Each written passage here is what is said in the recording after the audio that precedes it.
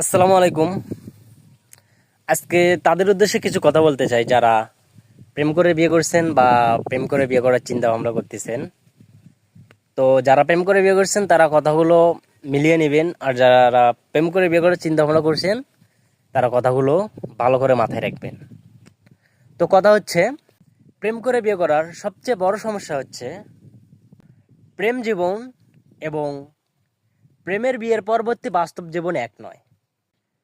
কারণ প্রেম করার সময় আমরা সবচেয়ে সেরা ব্যবহারটি করি, সবচেয়ে সেরা পোশাকটি পরি, সবচেয়ে সেরা সাজে গিয়ে ডেটিংয়ে যাই। কিন্তু বিয়ের পরে বাস্তবতা সেরকম নয়। আমরা সবসময় সেরা পোশাকটিও পরতে পারি না, সবসময় সেরা ব্যবহারটিও করতে পারি না, সবসময় সেরা সাজটিও নিতে পারি না। আহ, সংসারের বাস্তবতা তখন দরজাই করা নাড়ে। তখন আমাদের মনে হয় যে প্রেম করার সময় মানুষটি এত ভালো ছিল, আর বিয়ের পরে মানুষটা কেন এত খারাপ হলো।